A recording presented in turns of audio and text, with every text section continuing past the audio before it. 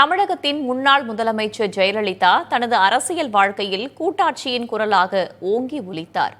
ஹிந்தி திணிப்பு எதிர்ப்பு, இடஒதுக்கீடு கொள்கையில் தெளிவான பார்வை என்று அவர் முன்னெடுத்திருக்கும் சில முக்கிய விடயங்களை சற்றே திரும்பி பார்க்கலாம்.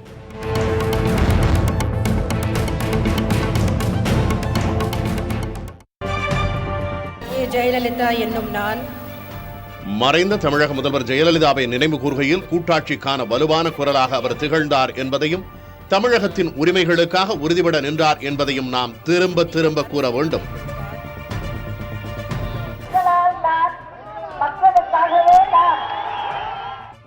ஒரு மக்கள் பிரதிநிதியாக நாடாளுமன்றத்தில் தான் முதலில் அடியெடுத்து வைத்தார் ஜெயலலிதா.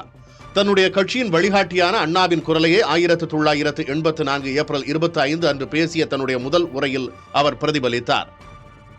ஐயா, வட மாநிலங்கள் பின்தங்கி இருக்கின்றன என்றால், அங்கு தொழில்துறை வளர்த்தெடுக்கப்படவில்லை என்றால் அதற்கு முழு காரணம் அந்த மாநிலங்களை ஆளும் அரசுகளின் ஒட்டுமொத்த கையாலாகத்தனமும் அக்கறையற்ற போக்கும் தான். வட இந்திய மாநில அரசுகளின் ஒட்டுமொத்த கையாலாகத்தனத்துக்கும் மிக மோசமான நிர்வாக சீர்குலைவுக்கும் தமிழ்நாடு ஏன் தண்டம் கட்டி அழ வேண்டும்? உண்மையில் தாங்கள் செய்யாத குற்றத்துக்காக தென் மாநிலங்கள் ஏன் தண்டிக்கப்பட வேண்டும்? இப்படி ஒரு முறை மட்டும் அவர் பேசிவிடவில்லை. மாநிலங்களவை உறுப்பினராக இருந்தபோது மாநில உரிமைகள் சார்ந்து பல சமயங்களில் பேசியிருக்கிறார். இந்தி திணிப்பை உறுதிபட எதிர்த்தவர் ஜெயலலிதா. அவருடைய ஆரம்ப நாட்களில் தூர்தர்ஷனில் கிரிக்கெட் வர்ணனையை இந்தியில் ஒளிபரப்ப வேண்டும் என்ற பேச்சு வந்தபோதும் சரி, இறுதி நாட்களில் கூட மோடி அரசு முகநூல், ட்விட்டர் உள்ளிட்ட சமூக ஊடகங்களில் அரசின் அதிகாரப்பூர்வ கணக்குகளில் இந்தியைத்தான் கட்டாயமாக பயன்படுத்த வேண்டும் என்று கூறிய போதும் சரி, அவற்றையெல்லாம் கடுமையாக விமர்சித்து எதிர்த்தவர் ஜெயலலிதா. இந்தியை ஆட்சி மொழியாக ஏற்காத மாநிலங்களுடனான தகவல் தொடர்புகளில் ஆங்கிலம் மட்டுமே பயன்படுத்தப்பட வேண்டும் என்கிற இந்திய ஆட்சி மொழி சட்டத்தின் திருத்த விதியை பல சமயங்களில் அவர் சுட்டிக்காட்டினார். இடஒதுக்கீடு விவகாரத்தில் தமிழ்நாட்டின் சமூக நீதி கொள்கையில் உறுதிபட நின்றார். அரசமைப்பு சட்ட ரீதியாக உறுதிப்படுத்தப்பட அவருடைய முதலாவது ஆட்சியில் எடுக்கப்பட்ட முயற்சியே காரணம். சுதந்திர இந்தியாவில் மேற்கொள்ளப்பட்ட மிக மோசமான மாநில உரிமை பறிப்பு நடவடிக்கைகளில் ஒன்றான ஜிஎஸ்டி விவகாரத்தில் ஒட்டுமொத்த இந்திய மாநிலங்களும் ஜிஎஸ்டிக்கு ஆதரவாக நின்றன.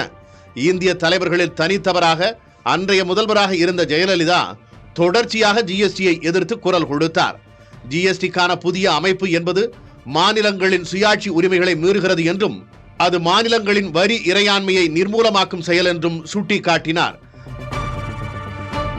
தன்னுடைய கருத்தை வலுப்படுத்தும் விதமாக கடைசியாக அவர் பங்கேற்ற சுதந்திர தின விழாவில் பேசும்போது, நாட்டின் சுதந்திரத்துக்காக போராடியவர்களை நாம் இன்றைய தினம் நினைவு கூர்கிறோம்.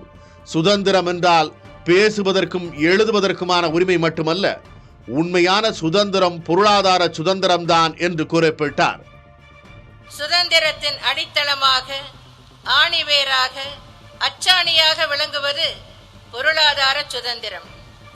பொருளாதார சுதந்திரம் என்பது இன்றியமையாத தேவைகள் அனைத்தையும் நிறைவேற்றிக் கொள்ளும் வகையிலும், பிறரை சார்ந்திராமல் சொந்த காலில் நிற்பதை உறுதி செய்யும் வகையிலும் அனைவருக்கும் வாய்ப்புகள் கிடைக்கப் பெறுதலே ஆகும். நீட் தேர்வை கடுமையாக எதிர்த்தவர் ஜெயலலிதா. மருத்துவ பொது நுழைவுத் தேர்வு ஒரு சமூக அநீதி என்று சாடியதோடு, மாநிலங்களின் உரிமைகள் மீதான மத்திய அரசின் தாக்குதல்களின் வரிசையில் நீட் தேர்வை பட்டியலிட்டு மாநிலங்களின் பட்டியலுக்கு கல்வி மீண்டும் கொண்டுவரப்பட வேண்டிய நேரம் இது என்றும் குறிப்பிட்டார். மருத்துவ படிப்பு மற்றும் பல் மருத்துவ படிப்புகளுக்கு நுழைவு தேர்வு இல்லாமலேயே தொடர்ந்து மாணாக்கர்கள் சேர்க்கப்படும் வகையில் நடவடிக்கைகள் எடுக்கப்படும் என்ற உறுதியை இந்த நேரத்தில் நான் உங்களுக்கு அளிக்கிறேன்.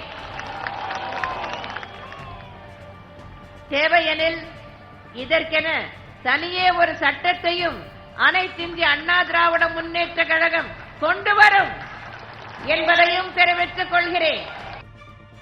ஆளுநர்களாக வருபவர்கள் மத்திய அரசின் பின்னணி பலத்தில் நிகழ்த்தும் அரசியல் விளையாட்டுகள் தடுத்து நிறுத்தப்பட வேண்டும் என்று உறுதிபட பேசியவர் ஜெயலலிதா.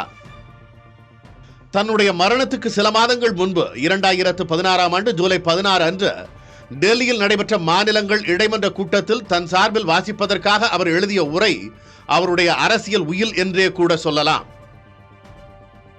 அதில் அவர் மாநில அரசுகள் வலுவாக இருந்தால்தான் மத்திய அரசு வலுவாக இருக்க முடியும், மாநிலங்களுக்கு போதிய அதிகாரம் வழங்கப்படாவிட்டால் கூட்டுறவு கூட்டாட்சி என்ற முழக்கமெல்லாம் வெற்று கோஷமாகவே இருக்கும். தேச வளர்ச்சியில் மாநிலங்கள் சம பங்காளிகளாக ஏற்கப்பட வேண்டும் என்று கூறப்படுகிறார்.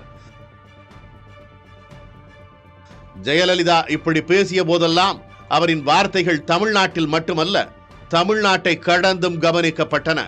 காலம் தாண்டியும் அவை நினைவு கூறப்படும்.